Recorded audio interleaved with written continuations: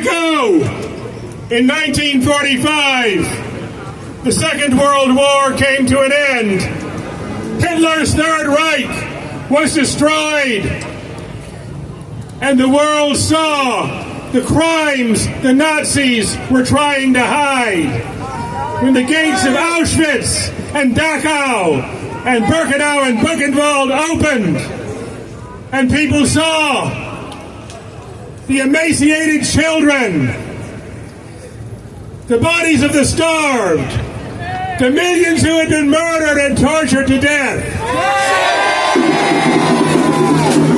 Today, 80 years later, the Holocaust is back. Dachau is back. It has a new name. It's called Gaza, where 2 million people are reaching the stage 5 of acute malnutrition because the Nazi Zionist regime under the blue and white swastika is not allowing food in for 3 months. He's shooting people. He's shooting people for bathing in the ocean, for trying to fish in the ocean. He's seizing baby formula. He's shooting children in the genitals or the arms or the head as a game. A different target every day. And Hitler and Himmler and Eichmann and Bormann are back. And Mengele.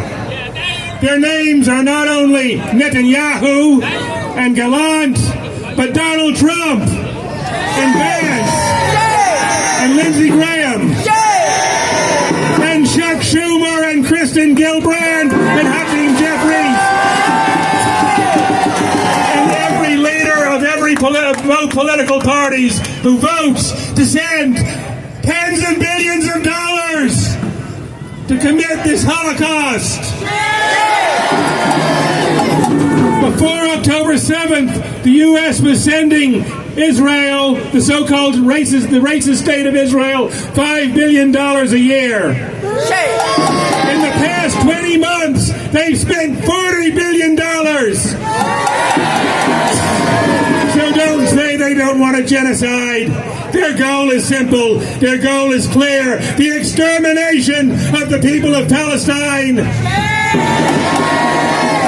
Because their very existence is a claim on the stolen land that they call Israel, on the land that Donald Trump and his real estate cronies think is prime real estate. To the Palestinian people, it's their homeland. To the Zionists and the real estate interests and the corporations, it's property. And just like in World War II, there is IG Farben and Krupp and the other German companies indicted for war crimes. Today we have Citibank and Chevron and Nvidia and Palantir. These are corporations that are getting rich off the Holocaust. Getting rich by trying to make Palestine the land that is free of Palestinians. Are we going to let that happen? It is our duty because every 15 hours, a U.S. Air Force Galaxy loaded with weapons lands in Palestine with arms to murder children. 3 times a week, a U.S. Navy ship loaded with weapons delivers to Palestine to murder children. So it is our duty, most of all, we must act to stop this Holocaust. We must do whatever it takes. And we must also demand international action. We must demand that countries, so far 12 brave countries have stood up, the Hague Group. But they are not. They are some of the poorest countries. We must demand the rest of the world join them. We must demand the traitorous Sisi regime open up the Rafah gate and let them food in. Because starving children can't wait. Open up the Rafah gate.